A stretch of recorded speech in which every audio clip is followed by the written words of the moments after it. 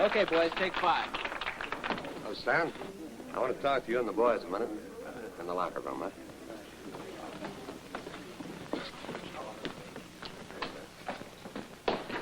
Okay, Ned, let's have it. What's the scoop? What's up? Fellows, we've got it made. Come on, Ned, what's up? A big one. We're booked into Chicago. The Blue Note. A blue note. Hey, Oh. like that. 6 weeks. At double the usual money. Boy, that's I just got confirmation 15 minutes ago. wonderful. Good. Oh, that's good. Look, it's been a tough grind up to now, huh? But from here on in, the sledding is all downhill. Okay, fellas, that's it. Oh, a blue note. How do you like that? Stan, Well? I told you before. I'm not going to tell you again. Helen is my wife, and I want you to stay away from her. Now, look. You look. You've been making passes at her. She admits it, and everybody's talking about it. Now cut it out, or somebody's going to get a broken neck. Yeah. Only it won't be me.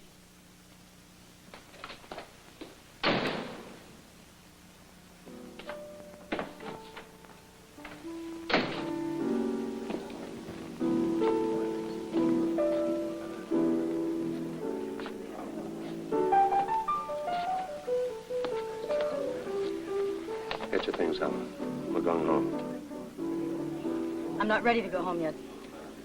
You want to waltz out of here? You want to be dragged out? Well, why don't you start dragging and see what happens?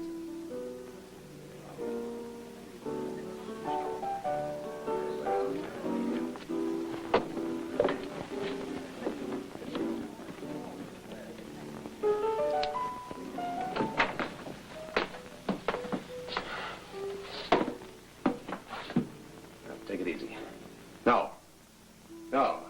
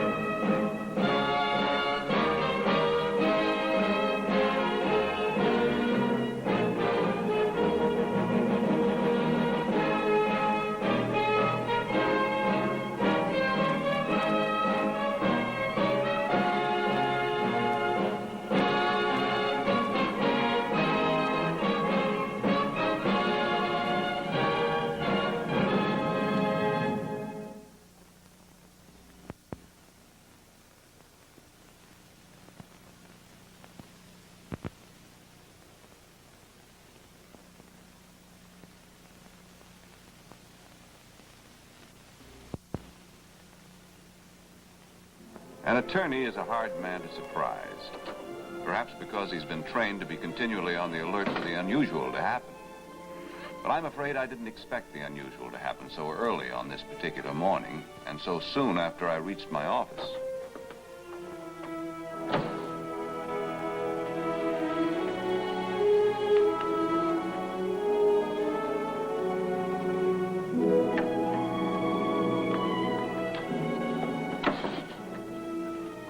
Have you seen the morning paper, Mr. Maris? I never look at the morning paper till I've examined my morning mail. After I've read my client's letters, the usual newspaper tragedies are far easier to take. Well, there's one item in this morning's paper I wanted to talk to you about. Oh? It's right here. It's on page 1. Musician accused of murder? What's your interest, Miss Brent? Well, I've known Stan Collins for a long time. Stan Collins is the musician. Mm-hmm. We were in the same class together. He was the nicest man a woman would ever want to know. And? And now he's been accused of killing Ned Baxter. That's the agent for Stan's orchestra, and... Well, I don't believe he did it. Miss Brent, do I understand you'll be trying I know this is kind of different for me. I generally spend all my time trying to protect you from situations like this, but now But now? Now I wish you'd talk to Stan Collins. Miss Brent, Not only is he one of the most straightforward individuals I've ever known, but he's a fine musician. Why, he's one of the best jazz clarinet players in the whole business. His music is his whole life. He has talent, initiative, and creative ability, and he couldn't kill anyone.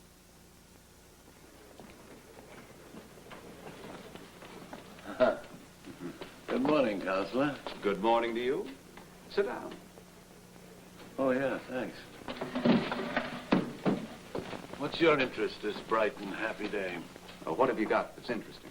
Oh, we have a shoplifter, a man accused of beating his wife, 2 car thieves, a clarinet player who shot his agent, and... Hold it, I'll take that one. Oh, wait a minute, Herb. I think you'd be better off with a wife beater. Why?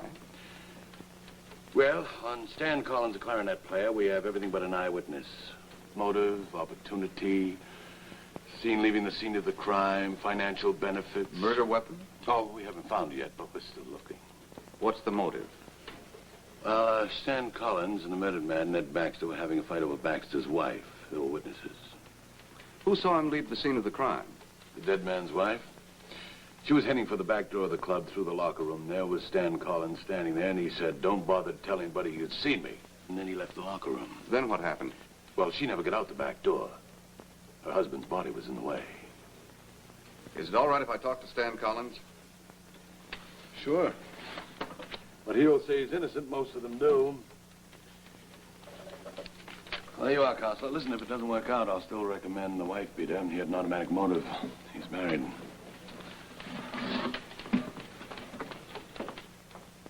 Stan, I'm not going to pull any punches. I'm only interested in your case if I'm convinced you're innocent. I'll promise you. Swear it to you. Anything you ask. Now, what's the full story? Starting with the last time you saw Ned Baxter. He told us we'd been booked at the Blue Note in Chicago. Where was he talking to you? In the locker room. When the boys went out, he accused me of trying to make time with Helen. Was that the first time? No, lately that's all our conversations had been. Every time I saw him, he warned me to stay away from his wife.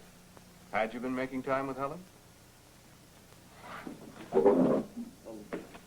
Look, how do you say a thing like that without sounding like a heel? Never mind how it sounds. Just tell me the truth. Helen gave me an opening a long time ago. But What?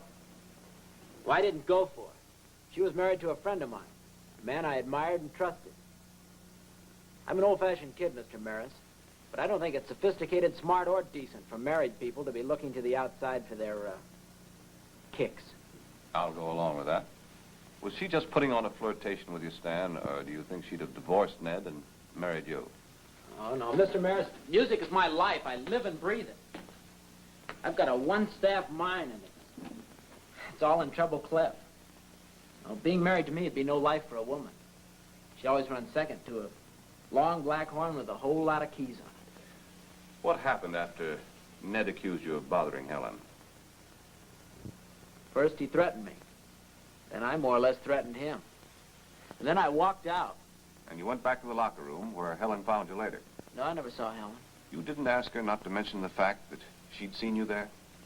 Did she say that? Yes or no? No. No, absolutely no. All right, Stan. We'll see what we can work out.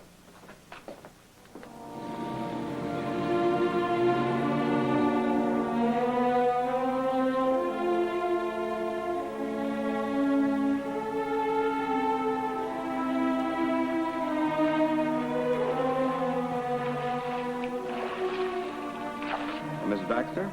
That's right. My name is Maris. I'm an attorney. I'd like to talk to you for a moment.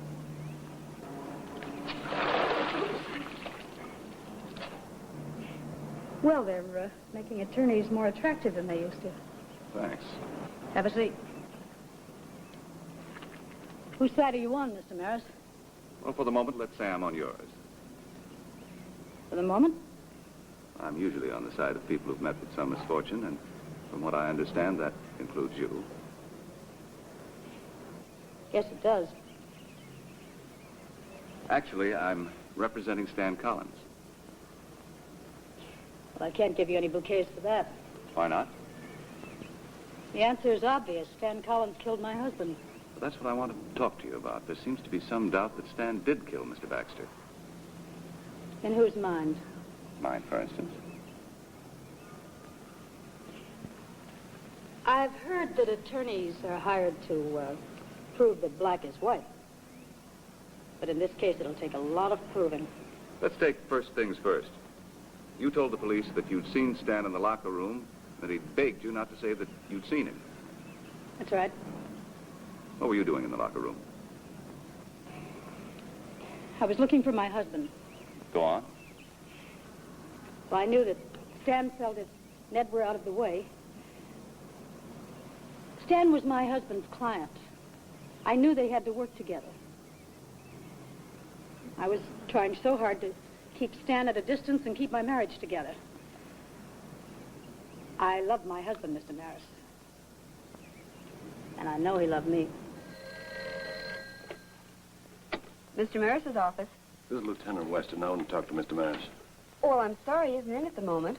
You know where I can get in touch with him? No, not right now. Will you take a message?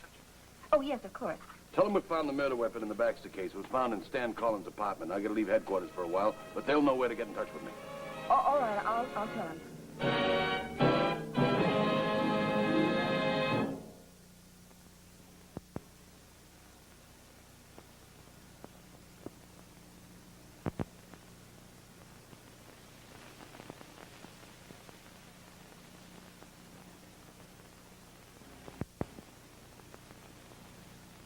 By now, I was pretty well convinced Stan Collins was innocent of the murder of Ned Baxter. But the quickest way to prove he didn't do the shooting would be to find the person who did. I thought maybe the boys in the band might be able to help. Hi. I'm Herb Maris, the attorney for Stan Collins. Oh, I'm very glad to meet you, Mr. Maris. I'm Jenny Larson. I sing with the band. You're going to get Stan out of this mess, aren't you? Well, I'm going to try. That's why I'm here. I'd like to talk to the boys in the band. Bob, would you come here a minute, please? Okay, fellas, take a break. We'll talk about it later. This is Mr. Maris, Stan's attorney. Bob? I Bob see. Wallace. Can't you get him out of the clink? I thought all a lawyer had to do was to get a writ or something like that. Well, that depends on the charge. Bob, do you think that Stan shot Ned Baxter? Not Stan.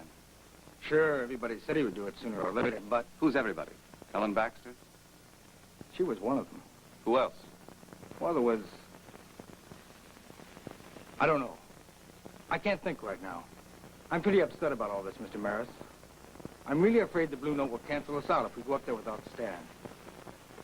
Well, thanks, Bob. I'll try to save Stan and the band. Sure hope you make it. Means a lot to me. See you, Mr. Maris. Right. Now, how about a few comments from the woman? Sure. Were you aware that Stan had been annoying Helen Baxter? She gave that impression. Did Helen ever show any more than a casual interest in any other member of the group? No. Except for that day at the Musicians' Union. But I guess that could have happened to anybody. Tell me about it. It was election day, and we'd all been down there to vote. As I was crossing the parking lot, I saw Helen and Mike sitting in her car. Yes? Well, that's about all. They were talking. I couldn't hear what they were talking about, but it looked like they were having an argument. Which one of the boys is Mike? Mike Driscoll, the trumpet player. Where would he be now? In the locker room. Right through that curtain. Thanks, Miss Larson. Mr. Maris, Helen can scream all she likes about Stan annoying her. I can tell you it was the other way around. Oh, she might be able to fool her husband or some joker like our piano player. But she couldn't get away with that stuff with another woman. especially someone who thought Stan was, well, pretty great.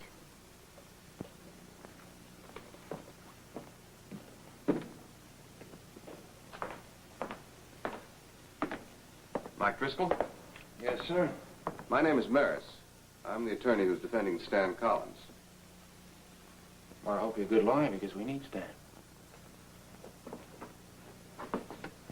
You think Stan's guilty? Of course not. And I'll testify in that, too. Take pretty good care of that thing, don't you? Yeah, that's my baby. Without that, I wouldn't be able to hit those high notes. How come? Well, I had my jaw broken in high school, playing football. 3 different places. When it healed up, it just wasn't right. I wasn't going to give up playing the trumpet. So I had one of these made specially. You ever interested in Helen Baxter? No, I hardly ever talked to her. Never alone with her, huh? No? Well, wait a minute. She drove me down to Union once, yeah. To vote. That's about the only time, though. I see. Well, thanks, Mr. Driscoll. I appreciate your help.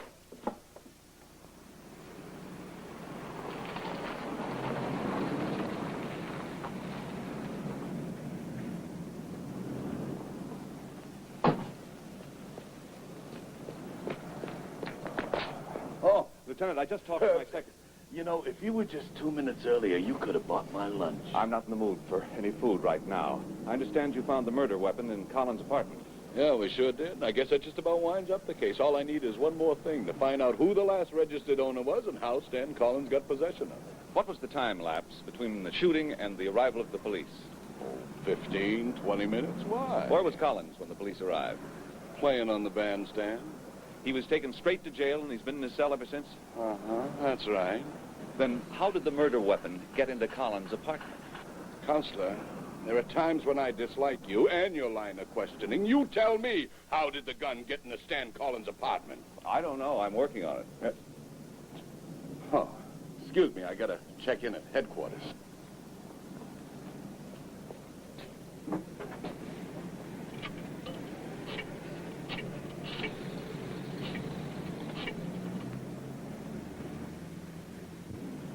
This is Lieutenant Weston. Any messages? Uh-huh. Yeah. Well, I'll pick it up on my way out to Parker's place. Yeah, that's right. Thank you. Last registered owner of the gun was a Mr. Helsick Parker, address on Billings Street. Well, what are we waiting for? Let's go.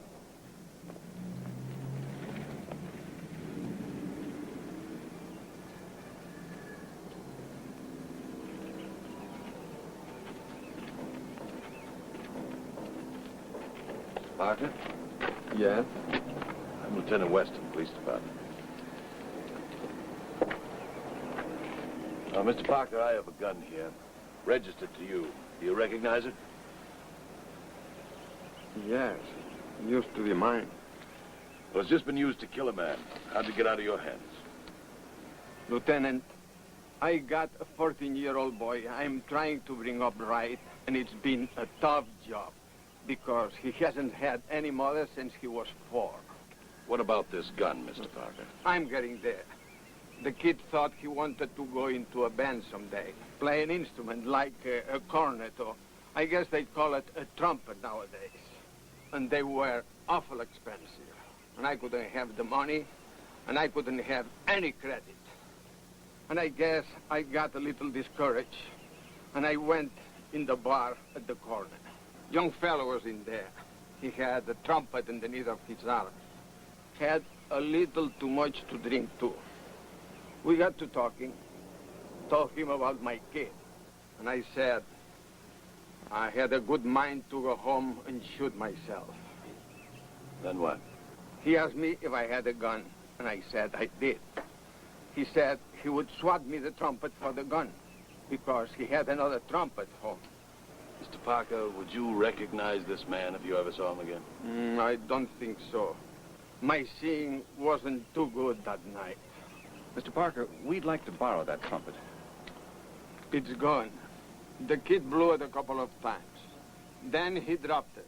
And after, it cost me $2.50 for another mouthpiece. Why did you have to buy another mouthpiece? Fellow at school told the kid he had a special made mouthpiece on the thing. Hard for him to play.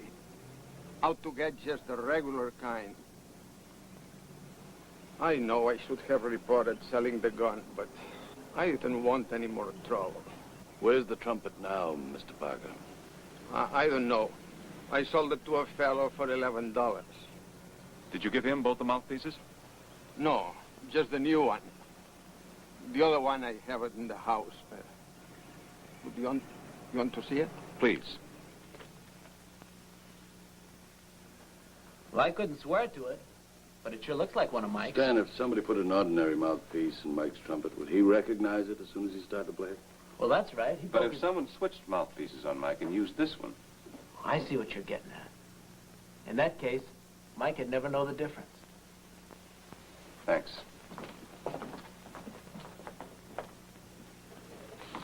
Jenny, we'd like to arrange for Mike to play a number with this mouthpiece without knowing it's been changed from the one he usually uses. You want me to switch it? Oh, we don't want you to take any risk, Jenny, but if you could help... Look, I'd take a lot bigger chance for Stan than that. It'll be a cinch. The boys leave their horns in the locker room anyway. Give me the mouthpiece. Thanks. You're welcome. And good luck. Thank you. I told you not to come here. I had to. That lawyer's been snooping around. Suppose he finds something. Like what, for instance? I don't know. Well, then pull yourself together and stop acting like a child. A child? You call me a child after last night? After I kill a man for you, you call me a child? Hey, you're hurting me. Did you hear what I said? Now you're being a fool. Maris was here, too. You'll do anything to get Stan out of this. All you have to do is stick to your story, and I'll stick to mine, and we're perfectly safe. They can't do anything. They'll find the gun in Stan's room, and he's bound to be convicted.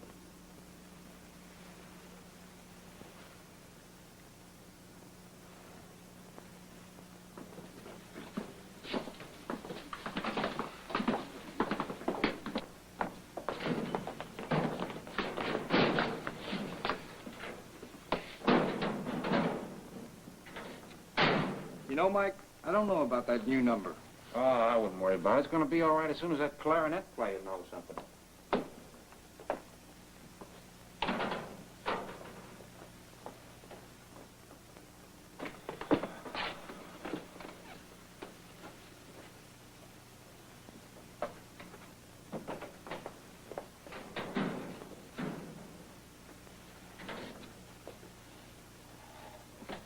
Hey, I forgot my cigarettes. Here, take one of mine. Ah, I can't stand those things.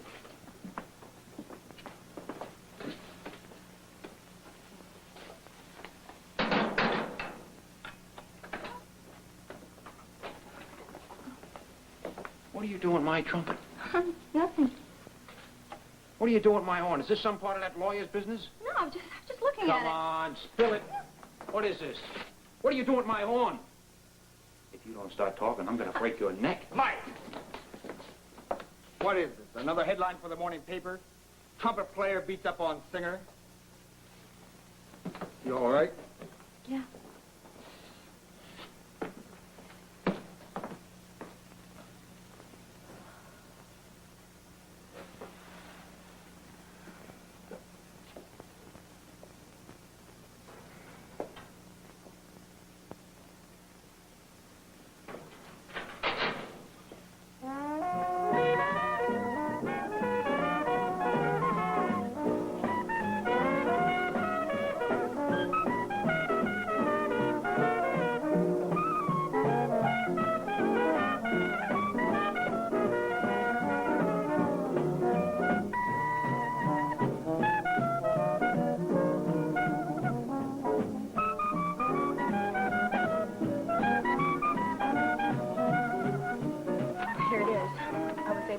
Switch, but he caught me. Had a little bit of trouble with it.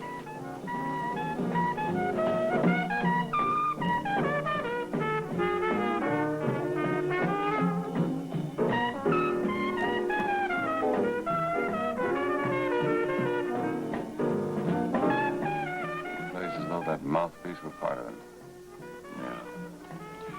I'm solo. Let's get him.